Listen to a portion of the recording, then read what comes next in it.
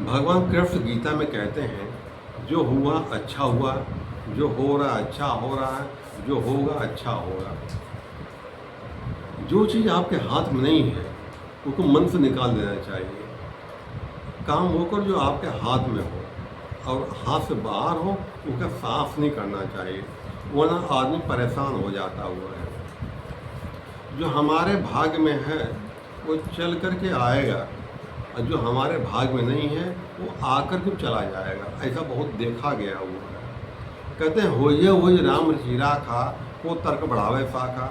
हमारे जीवन में वही हो रहा है जो भाग विधाता नहीं रखा है। और कौन सा भाग विधाता ने? जब गोस्वामी जी कह रहे हैं वही राम रचीरा खा, को तर्क बढ़ावे साखा, इसका मतलब होता है वही होता है जो भगवान नहीं रखा होता है। ये कौन सा भगवान? हमारा भगवान, हमारा भाग विधाता, हमारा कर्म विधाता, वही हमारा भगवान है। हम जो बोया वो काटा हमने, जो हमने बोया वही तो हम काटेंगे। तो भाग विधाता हम ही उसमें हैं। तो फिर जो बीज बोया हमने वही हम काट रहे हैं। जो बोएंगे बबुल पे आम कहाँ से हो जाएगा? जब किसी दूसरे का हम बुरा करेंगे उससे अच्छी उम्मीद हम कैसे कर सकते हैं? वो बुरा ही तो मिलेगा। कोई आदमी सड़क पर जा रहा हो, प्रेम से बोलो, प्रेम से बोलेगा, और गाली दे के बाद वो गाली देगा, एक सुनाओ चार सुनाएगा वो। हम स्वयं अपने भाग्य विधाता हैं, कर्म विधाता हम स्वयं हम अपने हैं। किसी को जीवन में इंसान को धोखा नहीं देना चाहिए, किसी को परेशान नहीं करना चाहिए, किसी को रुलाना नहीं चाहिए। तो उसको जो देंगे, दुनिया गोल है, घूम के आएगा वहीं मिलेगा।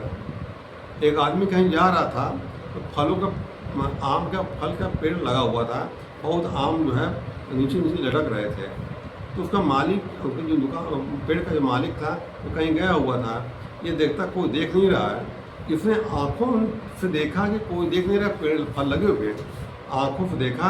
अब पैरों से का तू चल, पैर चल के गए, उसको हाथ से का तू तोड़ ले, हाथ में तोड़ लिया, मुंह का खा ले, मुंह ने खा लिया।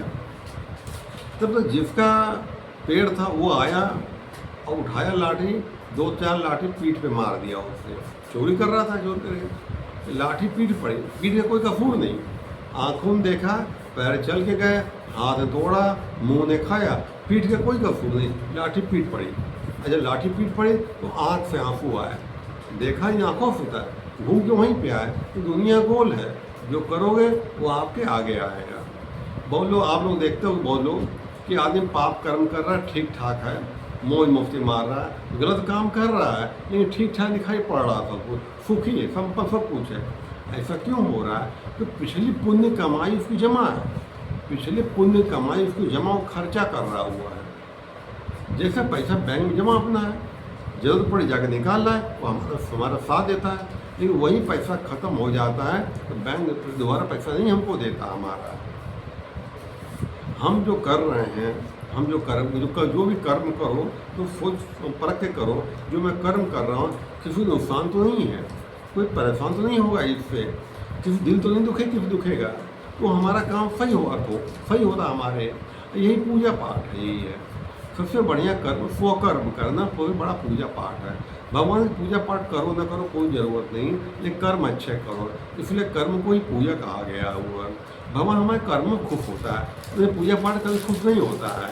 हम लाख पूजा पाठ कर लें, लाख घंटा घंटे हिला लें, कर्म अगर हमारे खराब है तो सारा पूजा पाठ हमारा व्यर्थ हमारा।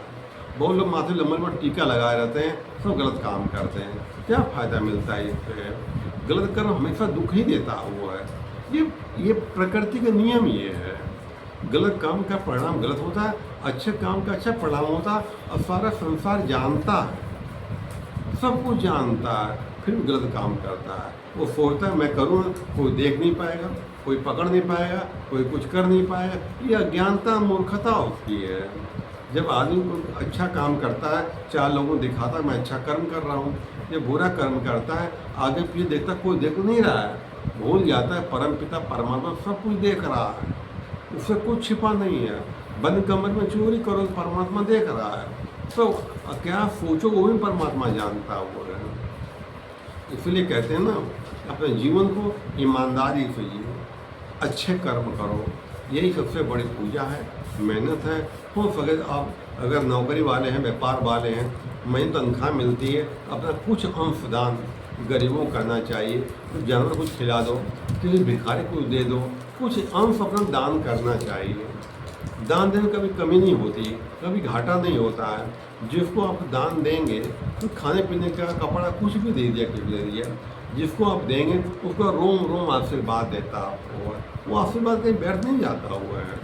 या किसी का नुकसान कर देंगे, धोखा दे देंगे, रुला देंगे, उसके आत्मा में बददुआ निकलती है, वो भी कहीं व्यर्थ नहीं जाती है, लगती है। दुआ बददुआ दोनों लगती है। ये हमारे कर्मों के ऊपर निर्भर करता है। अपने जीवन को मिठास से भरें, सबसे मीठा बोलें, सबका आदर करें, सबका सम्मान करें। जो दोगे बढ़ा के मिलेगा, ये प्रकृति का नियम है। धरती में एक बीज गेहूँ का बो देंगे, बहुत सारे दाने पैदा करता है। इसी तरह हमारा किया हुआ कर्म हमको बढ़ा कर परमात्मा वापस कर देता है। धन्यवाद।